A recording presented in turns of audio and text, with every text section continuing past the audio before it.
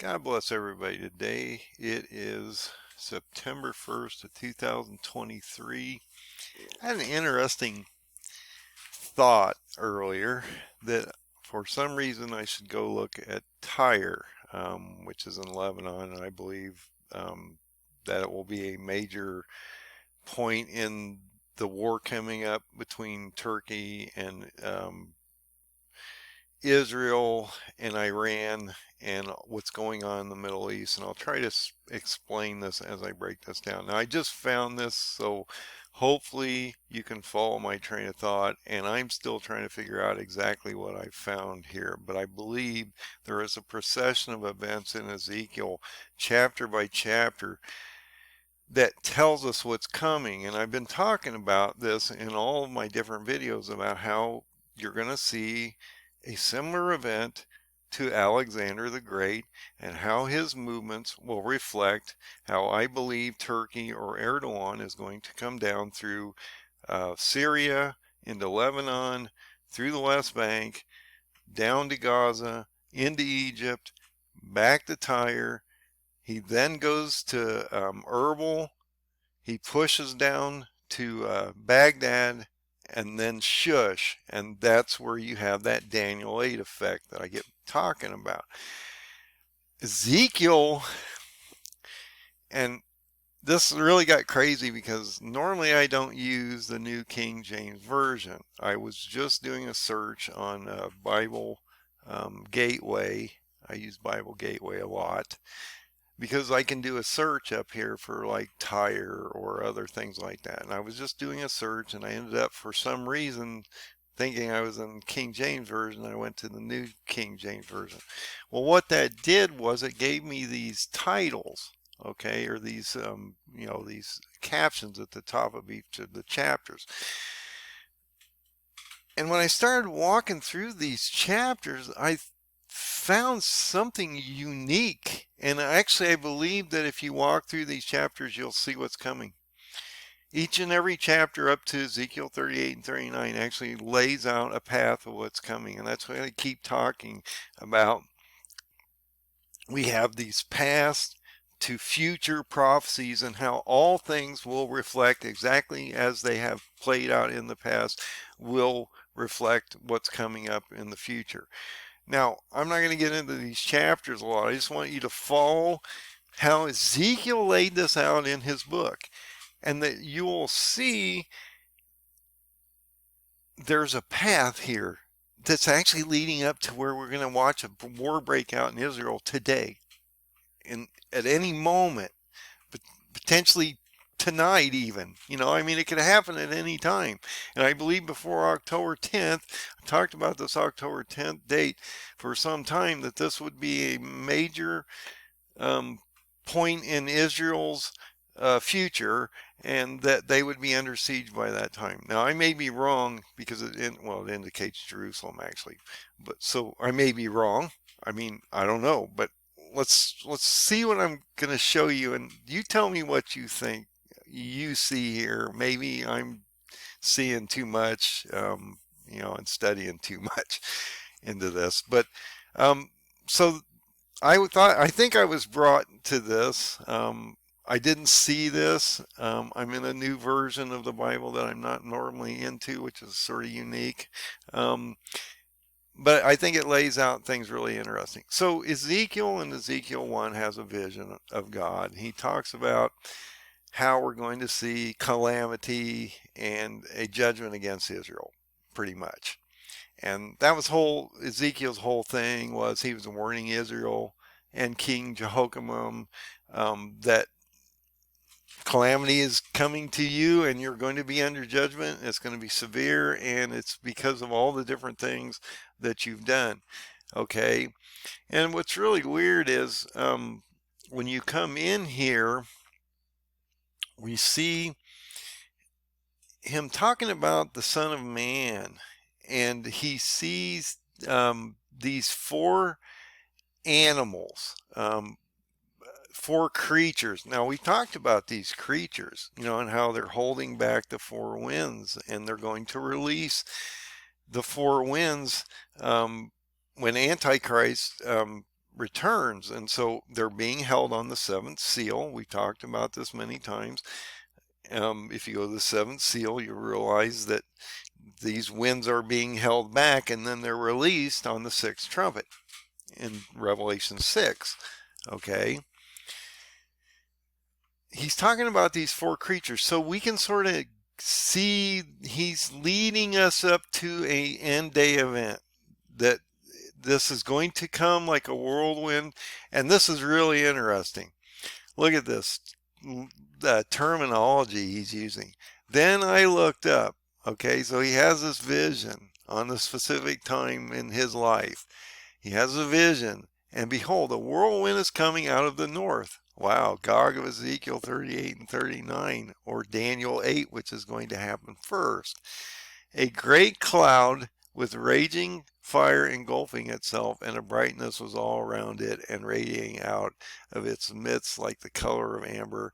Out of the midst of the fire also from it came the likeness of the four creatures. Okay, so we're talking about that sixth seal event moving into the seventh seal event right before the seven trumpets. Okay,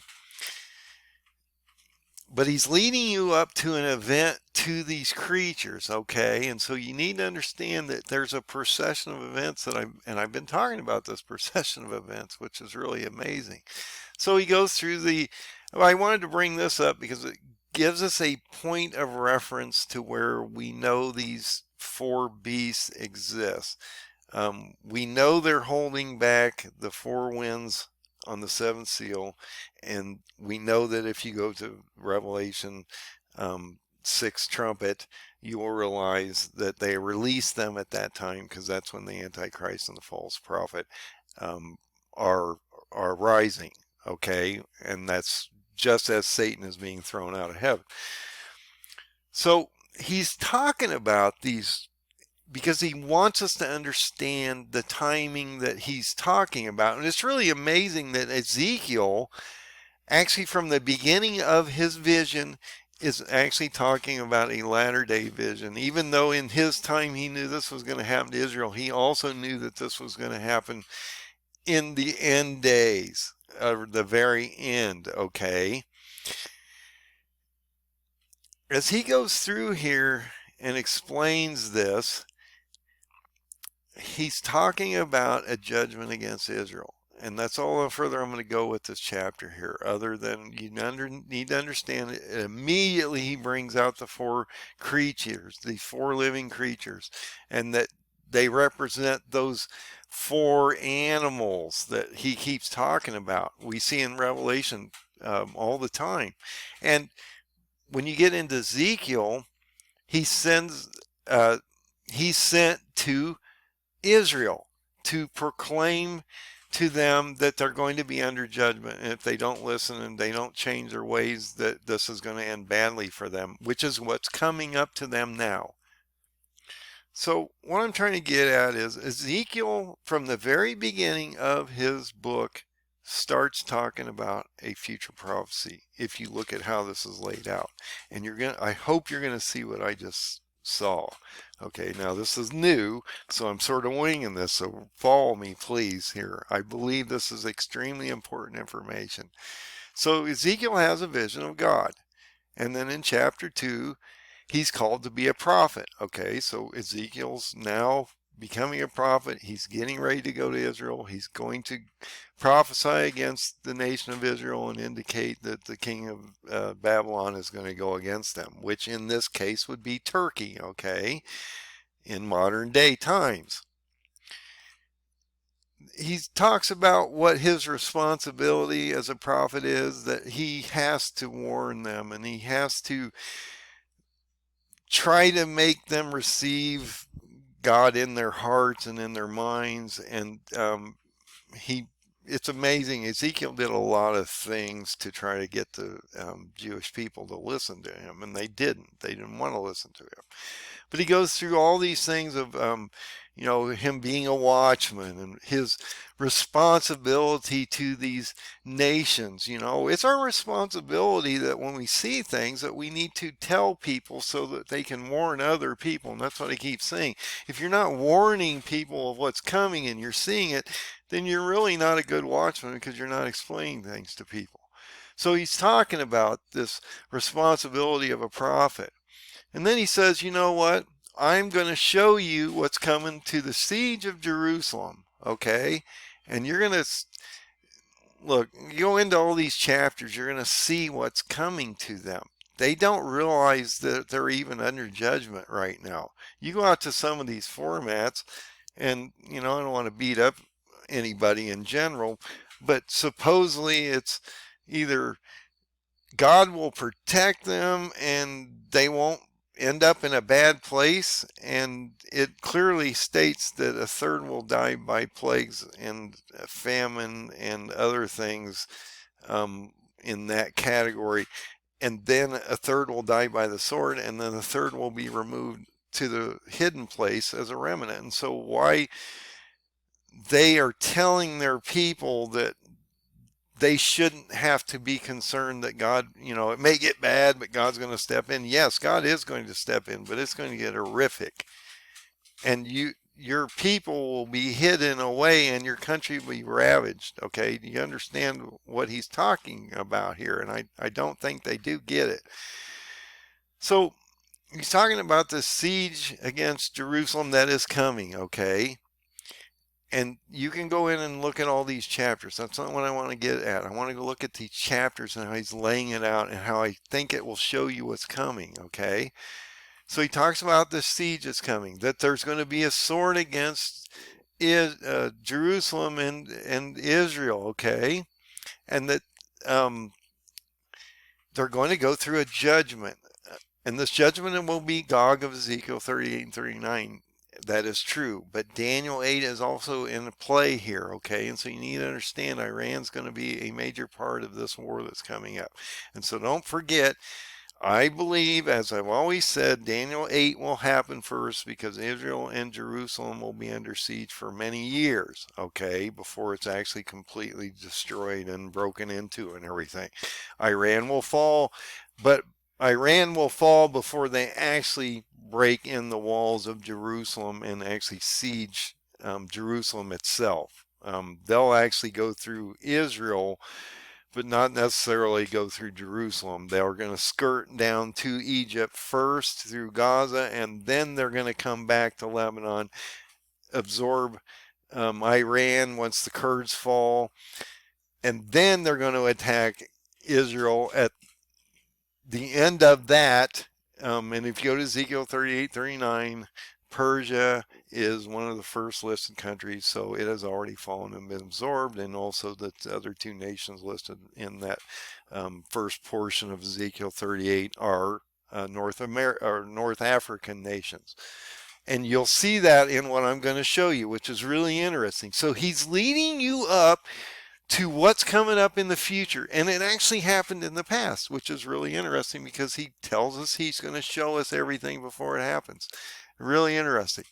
So he's talking about Gog, or this king of the north. We looked at that king of the north back here. If you go back, he's talking about the king of the north in the first chapter, I believe, is going to come against him. So coming out of the north, out of Turkey, okay? So he's talking about the sword against Jerusalem, okay? But you'll realize if you go into this, and we're going to see this as we move through here, there's a specific date he talks about. It's really interesting as we move through here. Even Ezekiel brings this out. And I've talked about this October 10th date for a while now. So we're going to have a judgment on Israel because their belief in their idols. If you go back in the old judgment of Israel in the temples, when they actually destroyed the other two temples, you'll realize that in most homes they had small idols of wood or stone or other things in their home, and very few of them weren't committing adult, idolatrous acts. And so even today, if you were to open up the Jewish homes, you would see that they have idols of wood and stone and all these things that God talks about in the Bible, and why they should not have these in their homes or idolize these gods and not God himself, because then you're talking about blasphemy here, and there's going to be judgment against these people for this type of action, or you know how they do these things. People you can't sort of be with God, not with God. You gotta be all in on this one. You can't have little idols sitting around hoping, or tarot cards or other things sitting around hoping that maybe it is God. You might want to, maybe you can figure it out through these other methods. You can't do that. You have to rely on God, and he gives you all the answers in this book anyway. So he's talking about the judgment of why he's going against Israel. Okay, all these different things, and that their judgment is near. Okay, he's saying, look, man, I warned you, I told you, you won't listen. Actually, most of you don't even believe in my son at this point. So I'm going to have this judgment against your nation here. Now, in the past, we've had abominations of the temple, and right now they're talking about the temple being rebuilt. Okay, and so this is extremely important that we follow this. Now, they're having all kinds of trouble at the temple now. There's people being killed there. There's clashes going on. All kinds of abominations are happening on God's temple right now, okay? It's not like you can't say, well, abominations aren't happening on the temple right now. Yes, violence is happening on the temple right now. Clashes are happening on the temple.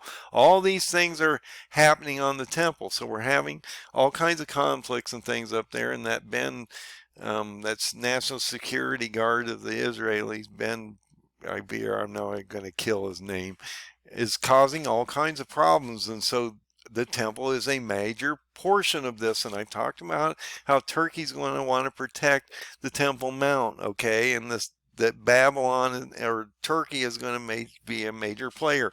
And they're going to start in through Lebanon. Now watch how this breaks out here before long. So the wicked are slain. He's going to kill. These are judgments against Israel, man. Look at this. He's going to kill the wicked. Okay? And he's going to place these judgments against his own people. And as you move through here, you're going to see something really interesting happen. So he's talking about these judgments against the people, the counselors, all the people. And I mean, you got to understand, there's hierarchy, there's government, there's counselors, there's, people on, state levels and county levels. I don't know how it works over there, but anyway, cities, different things like that. So he's talking about all these counselors, Netanyahu, Isaac Herzog, or people that are giving them maybe bad information, and that's why we're leading up to this potential war. And so God's sending Ezekiel to tell them, hey, this is bad. What you got going on here is just, you're not even being nice to the Palestinians. He told them that they should treat them well. Okay, and they haven't really doing that very well here lately, especially with the water rights. And so when you get into this, he's talking about, okay, now look at this. He's talking about Judea's captivities portrayed. He's talking about they're going to go into captivity and how a lot of these people are going to be taken away. Some of them are going to be hidden, but a lot of them are going to be taken away. Now, the foolish prophet is what I've been talking about. He's talking about these people that say that God will step in and protect the people and the nation of Israel, and it won't be under siege and it won't fall. These are false prophets. These are foolish prophets because they don't read the Bible and they don't understand that God is actually going to judge these people, literally judge them on the ground, and 2/3 of these people are going to perish before the 1/3 are hidden. Now, as we get into the next few chapters, as we work towards 38, and I know it's going to be a little longer video, but I think you understand that he's actually laying this out as we move forward. He's talking about punishing the adultery. And then he talks about, wow, this outcast vine, which is what? It's Jerusalem, okay? Is Israel.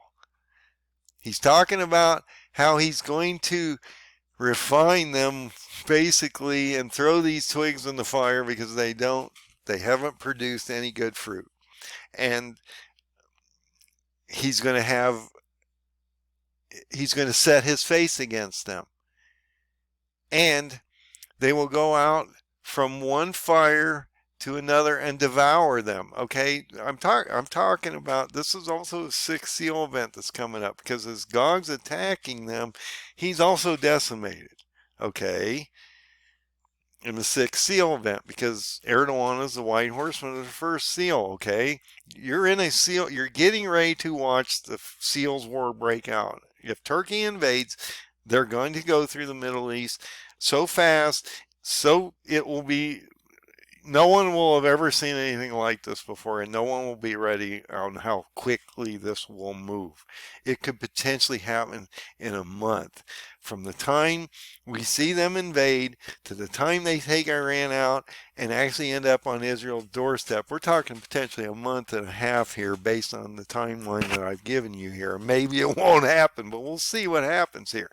So he's talking about this outcast vine and how he's going to basically devour them, that he's going to place his face against him, that he's going to judge them. Okay, so, but he also loves them. That, you know, what's really weird is he gives them this history of all the Jewish things that they've done wrong. Okay, you've done this to me, you've done that to me, you've done this, you've adulterized, you've idolized, you've abused me, you've done all these wicked things, you're worse than Sodom and Gomorrah. But I've given you an everlasting covenant, Israel. I told you that if you believe in the Son and you believe in me, that you'll have an everlasting covenant with me and you will make it to the eternity. If you listen and you believe in what I've told you, but they aren't. Okay? So he's warning them. This is going to get really interesting, because now we're starting to talk about the Amorites. Okay, this is extremely important. Okay, he talks about this because when you start getting into that area, you'll start to realize that we start getting into the West Bank area, or Ammon. Okay, as you move through these next few chapters, he actually builds you a story. And this is what I mean. I hope you're still watching this. I know it's a longer video, but now I'm getting to the meat of what I'm going to show you here. Okay. They came to Lebanon. Okay. He starts to actually lay out the pathway of what is coming up. First of all, like I've talked about, Tyre or Lebanon or Beirut will be, as Erdogan comes down through Syria, he's going to invade Syria. He's going to drive the Kurds to the east. He's going to then pile into Lebanon, okay? And Lebanon will be overtaken in a matter of seconds. It won't take long. So he comes into Lebanon first, okay? And he does, and he talks about the king of Babylon went to Jerusalem. Now, you're going to understand, Turkey's going to parlay with Jerusalem. He's going to go through Lebanon, he's going to go into Israel, and he's going to look at Israel, and he's going to say, you know what? You haven't been fair with us, and I'm going to come back here. But I'm going to go to Egypt and do a few other things, like take Iran out, and then I'm going to come back and I'm going to deal with you, okay? And he's telling you this, okay? And I'm not going to go through these chapters because you can see this. He's talking about the king of the north coming down through, and he's going where? Towards Egypt. Okay, it's interesting how he lays this out. So as Turkey breaks out here, we're going to see something really interesting happen. He lays it out as we move forward. So it starts in Lebanon. Okay, Lebanon is, well, it starts in Syria, but the main sieges around Jerusalem and Israel start in Lebanon itself, where you see Hamas and Hezbollah, especially up there. Hamas is mainly down in Gaza and some of the other areas. So Hezbollah runs the show up here. They're having a council meeting right now, today, in Iran on what they're going to do about Israel. So there's a lot going on. I haven't been able to make those videos. I just found this, so I'm trying to keep up with all this. So let's go forward here, and I want to show you this is really cool. Okay, so he talks about this false proverb. I've been talking about how this, a misnomer that Israel will be protected, that they're actually going to be under judgment here, and so this proverb will be refuted, that people will actually realize that they are under massive impunity and that they're going to be judged harshly here as we move forward. Israel is degraded. Wow, we're in that mode right now. Israel is being degraded. They're being attacked on all sides. Their fortunes are starting to wane. We're starting to see them actually implode. Their government, judicial, and other areas are starting to fracture. Netanyahu can't seem to pull it together.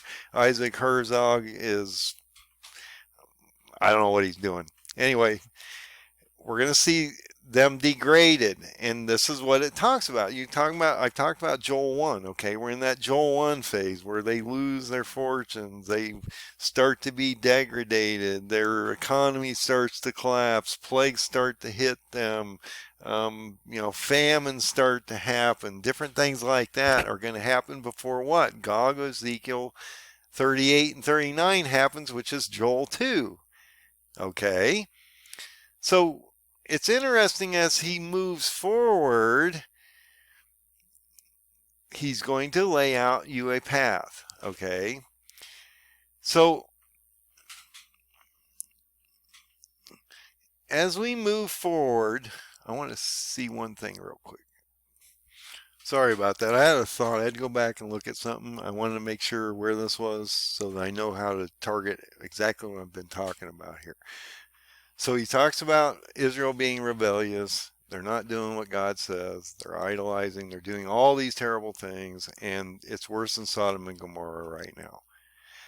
As we move into these next chapters, he talks about the actual attack that's coming up and how it lays out and how it's going to move forward.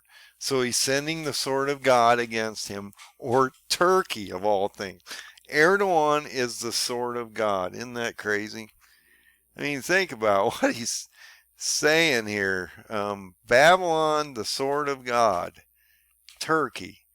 So God is using Turkey against Israel to make them come back to him and change their ways, to show them that even they can be under judgment. As he made them walk through a desert for 40 years, he's going to do the same thing. He is going to judge them. He's going to find out which people are actually of the people that believe in the true Son of God, which is Jesus.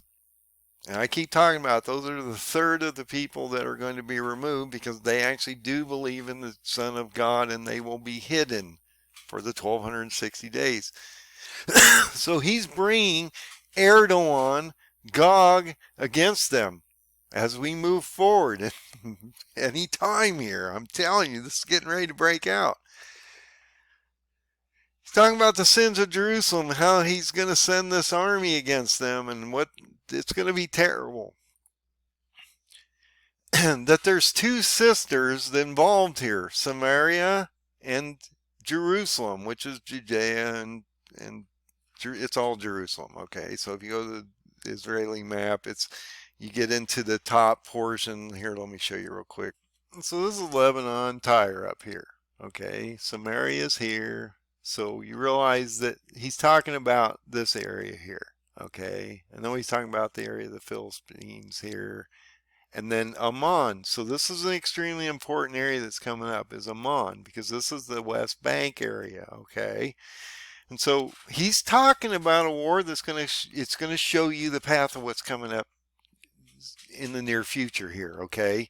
I'm just telling you, this is what he's going to show you here. And to me, this is exciting because this is somewhat confirmation to me that what I've been talking to you about is actually possibly going to happen here, because I don't want to mislead you. I'm not trying to be a false teacher. I'm just trying to show you what he's given me to explain to you so that you understand what's coming, okay? And so he's talking about there's going to be these two sisters that are under judgment, okay? There's a younger sister and there's an older sister. And there's a judgment on Jerusalem, okay?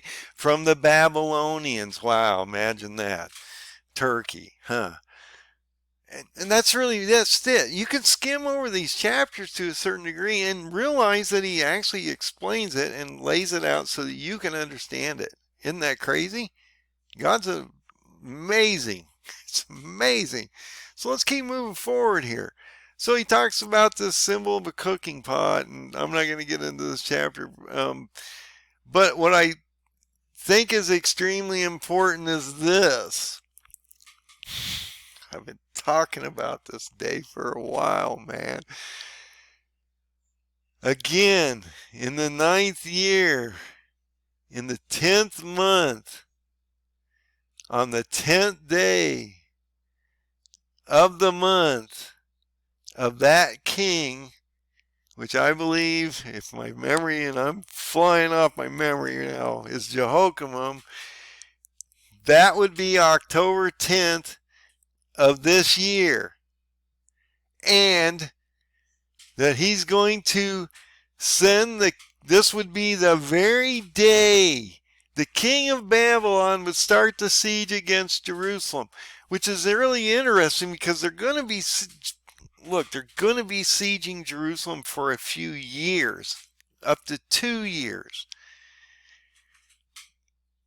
And we're going to, and so I have to, I'm trying to follow this as he's giving it to me. So he's saying that they're going to come down through Lebanon. They're going to start to go through Israel. He's going to parlay with Israel. He's going to not agree with what's going to happen. He's going to start sieging them potentially on the 10th of this month,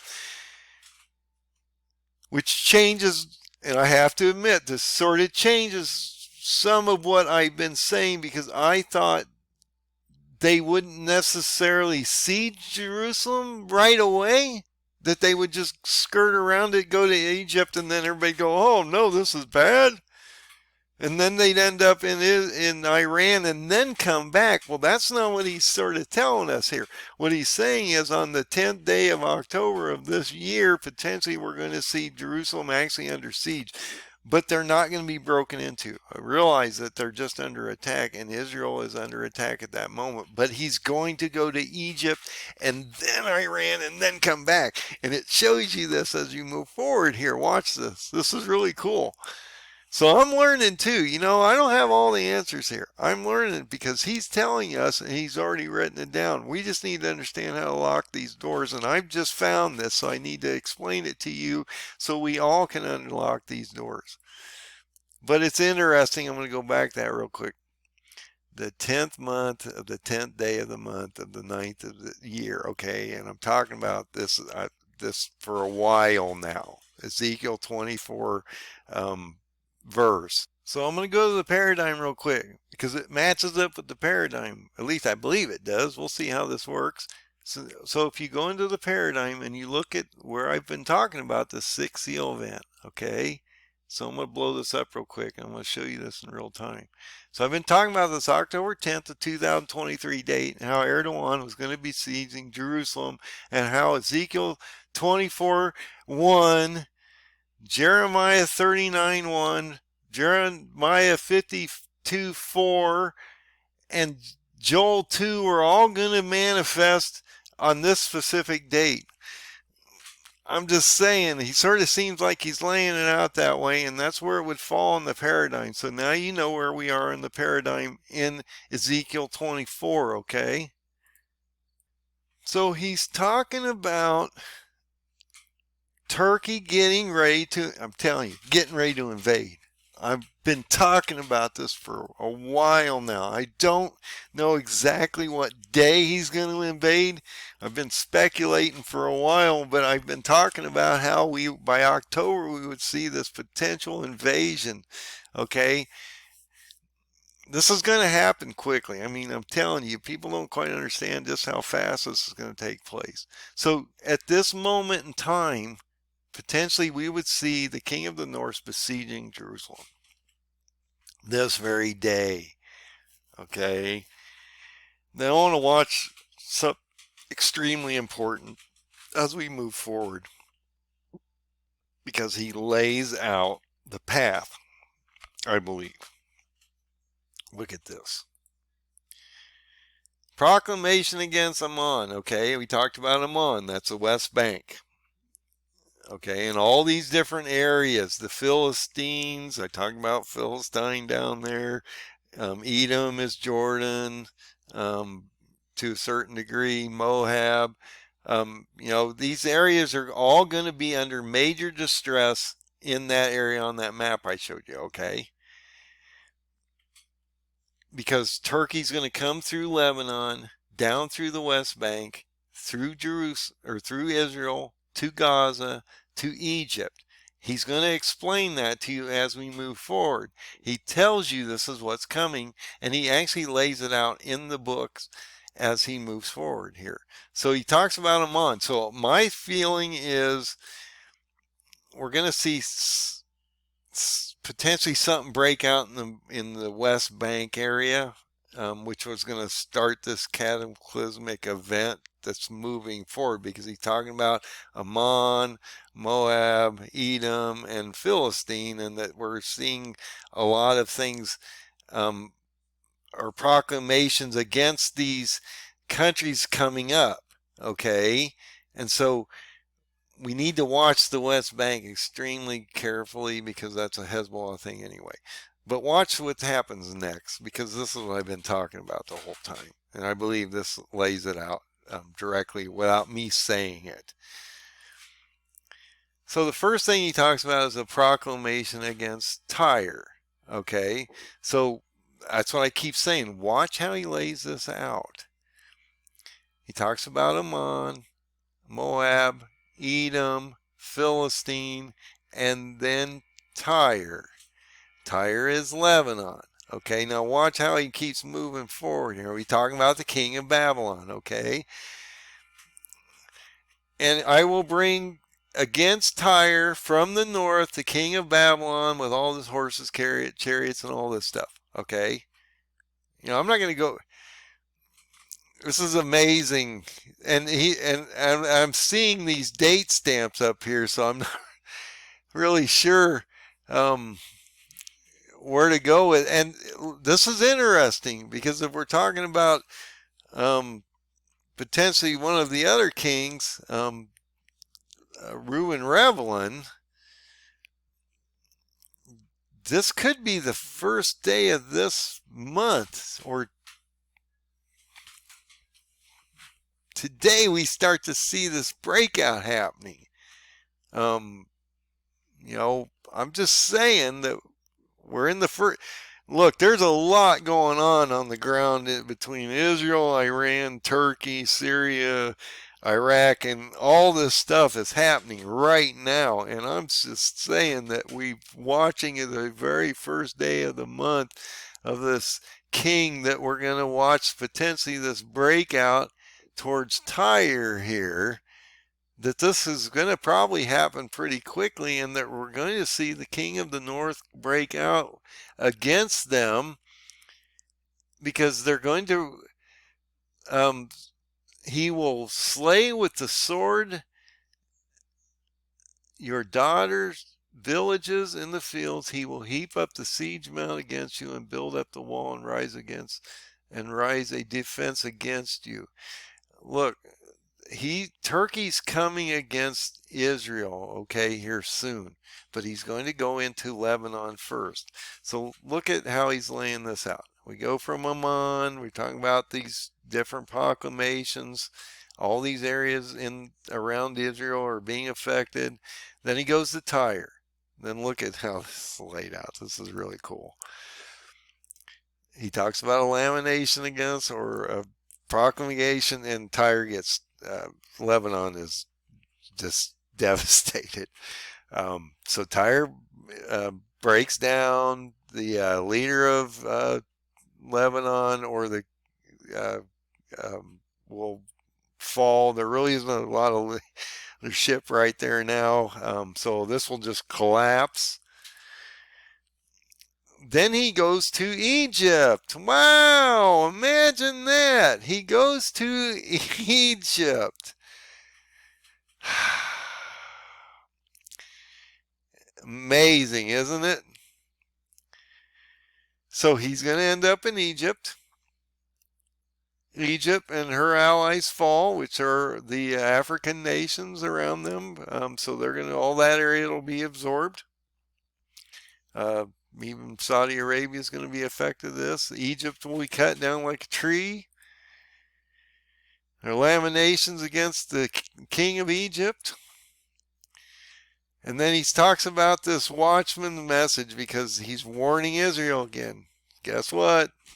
It's coming, man. I'm telling you, you got people telling you this isn't going to happen.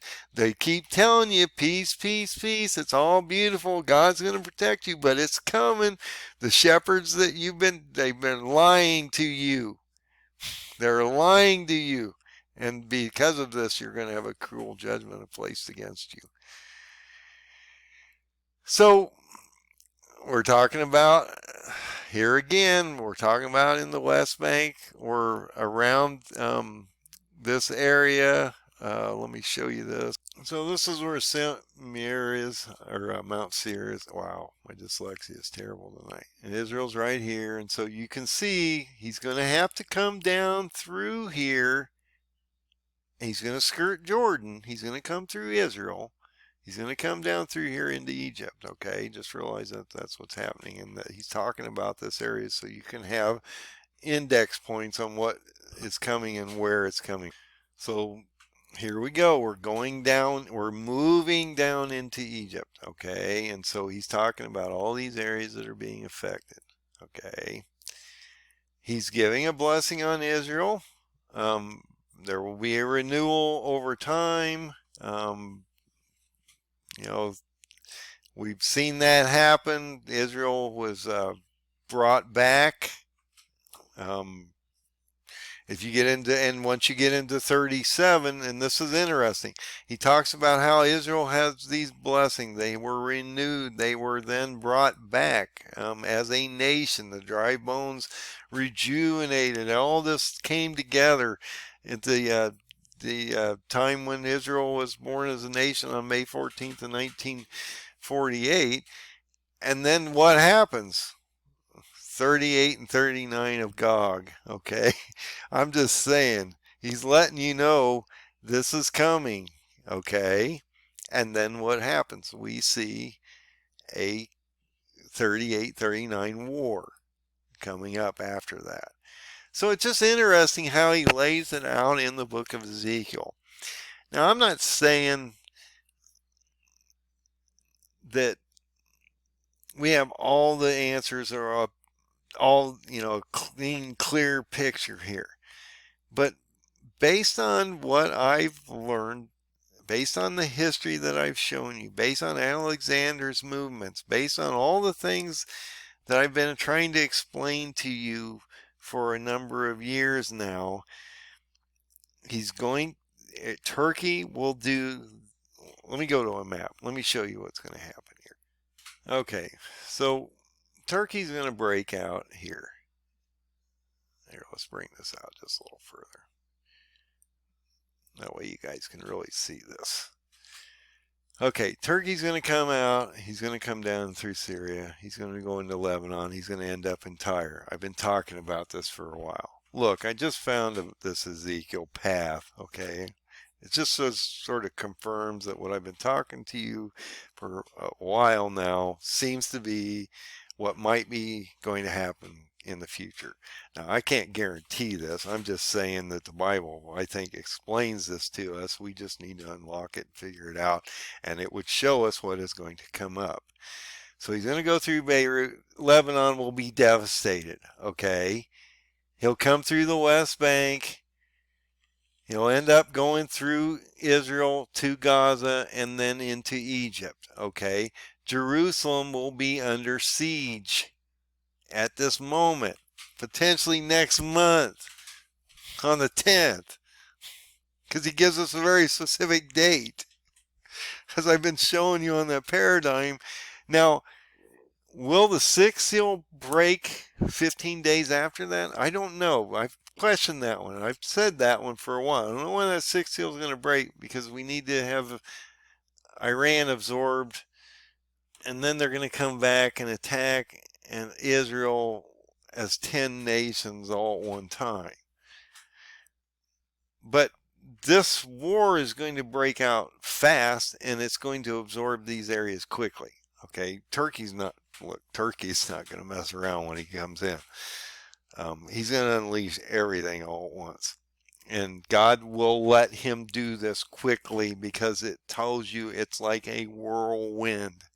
It will happen so fast, you won't even know it almost happened before it's over. Okay, that's what I mean. So, but Turkey's going to come through here to Lebanon. They're going to go through the West Bank. They're going to go through Israel. They're going to go to Egypt. And then as Alexander came back up to Tyre, then he drove over to the Erbil, which is actually in Iraq. So you go from Tyre, you end up at Erbil, up in here. I've talked about Erbil. That's Gaugamela. That collapses to Baghdad.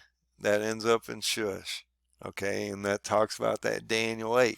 So Ezekiel 38 and 39 and Daniel 8 are all sort of forming all at the same time, okay? But we have to absorb Persia to get the 10 nations back to Israel, okay?